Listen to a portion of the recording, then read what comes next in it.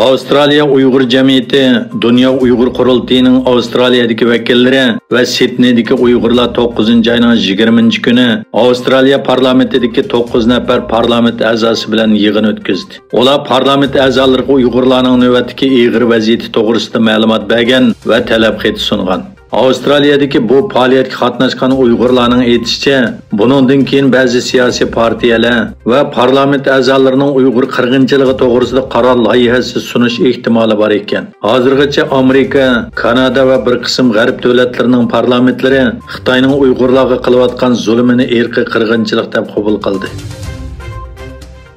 Türkiye'de faoliyat elib berayotgan Sharq Turkiston jamiyatining o'rinlashtirishi bilan 25-sentabr yakshanba kuni Istanbulda "Shonliq tariximiz, echinishlik realligimiz va chiqish yo'limiz" nomli suhbat yig'ini o'rinlashtirildi. Yig'inga har soatdan ko'plagan kishi qatnashgan bo'lib, Yaponiya Kagoshima Xalqaro universiteti o'qituvchisi doktor Hoji Qutlug'qodiri, Uyg'ur akademiyasi vaqti raisi Farhod Qurbon Tangirtog'li, Uyg'ur diniy ulamo va faoliyatchilardan Habibullah Ko'sani va Mahmudjon Damullam qatorliqlar so'z qildi. Ular so'zlarda Sharq Turkiston va Uyg'urlarning shonliq tarixi va bugungi Xitoy ishg'oli ostidagi echinishlik realligimizga nazar selish bilan birga bu zulm va irqiy qirg'inchilikdan qutulish yo'llari haqida fikr va tavsiyalarni o'tirg'a qo'ydi.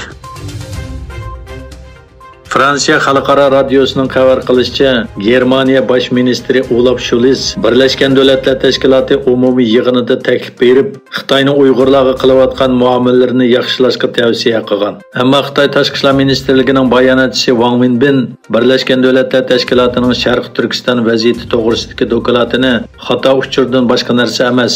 Doklad Xitoyni bostirishni xohlaydigan bir qism g'arb davlatlarining siyosiy quroli deb bildirilgan. Germaniya televiziya kanali bu maxsus xabar ishlagan bo'lib, Sharq Turkistonning asosli aholilarining Uyg'ur ekanligi, ammo Xitoyning turli siyosatining nopis qurilmasini kun sari Xitoylarga foydali qilib o'zgartganligi, Uyg'urlar va ularning madaniyatining uzundan buyon sistemlik bostirilayotganligi tonishtirilib o'tilgan.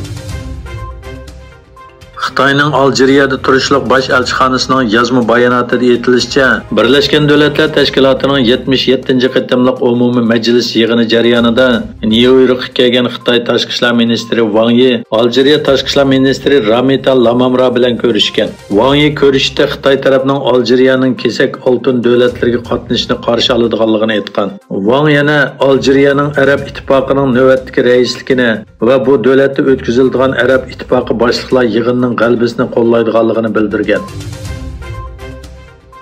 Ukraina prezidenti Vladimir Zelenskiy Amerika ta'minlagan yer yuzidan havoga qo'yib beradigan boshqariladigan bomba sistemasi Masamesning Ukrainaga yetib kelganligini bildirdi. Zelenskiy CBS xabarida Margaret Berenning ziyoratini qabul qilib, Ukraina Rossiya urushidagi eng yangi o'zgarishlar haqida ma'lumot berdi.